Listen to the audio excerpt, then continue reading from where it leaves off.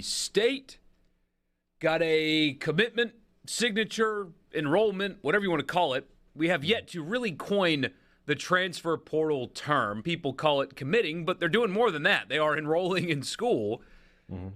From former Alabama defensive back Marcus Banks. He's a was a four-star out of Houston. So for those that are just getting in their car after work, hey, Dad, who is this guy? How good is he from Alabama?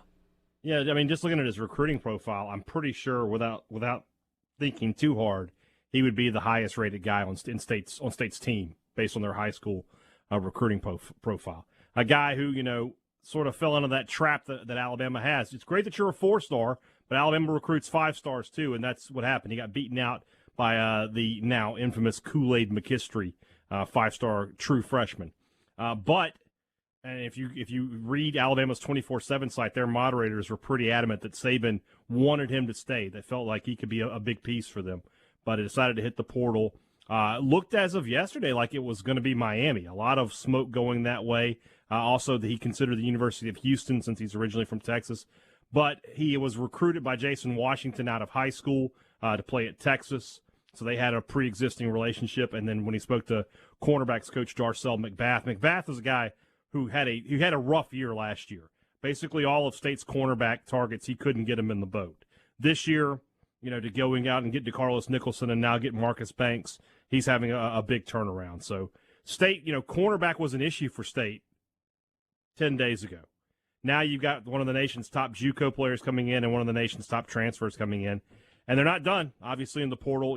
Offensively, left tackle, huge position, kicker, huge position. But they're still going to be looking for a couple of more DBs.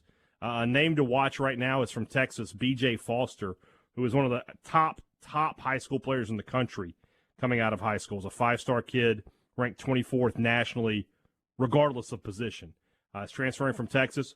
Hey, guess who coached there?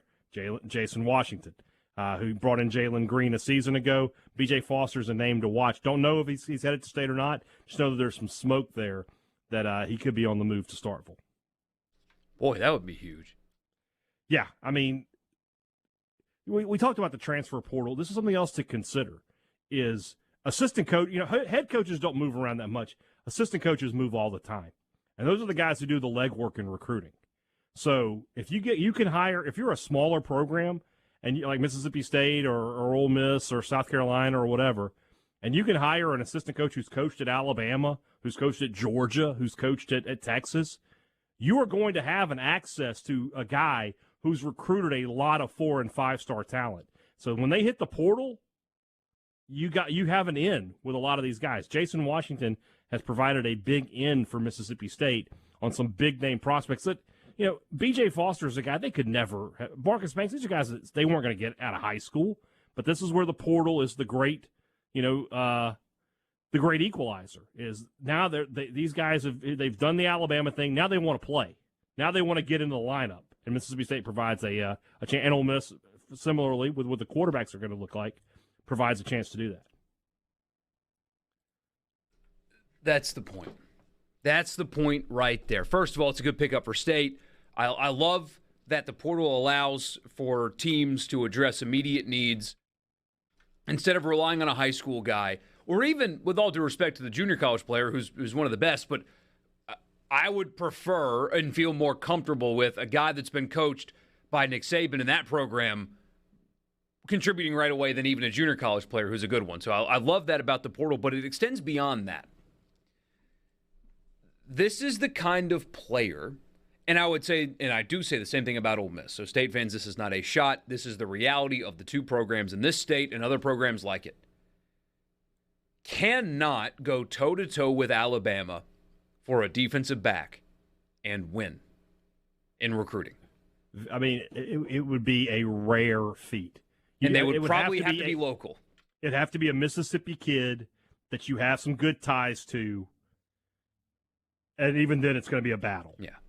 Definitely not a 4-star defensive back from Houston, Texas. No. That Nick Saban wants.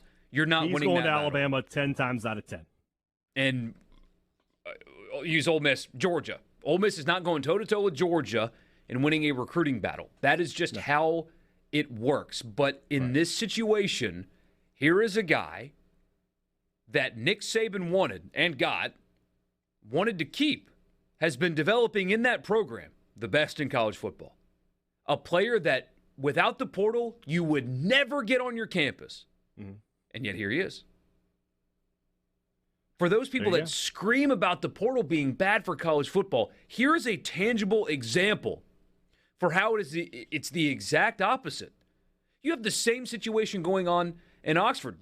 Defensive back, albeit a safety, not a corner, but still. Otis Reese is a guy that Ole Miss will never, unless things drastically change, win a recruiting battle with Georgia to get.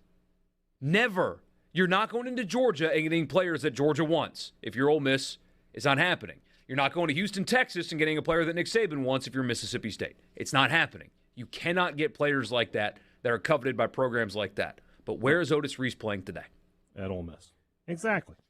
And look, the portal is still going to benefit the Blue Bloods as well. Alabama today picked up the running back from Georgia Tech, who's probably one of the top offensive players in the portal. And they're going to be able to pick and choose the cream of the crop out of the portal, the guys who have proven themselves. What you're going to be able to get if you're at State and Ole Miss is the guys who have the pedigree.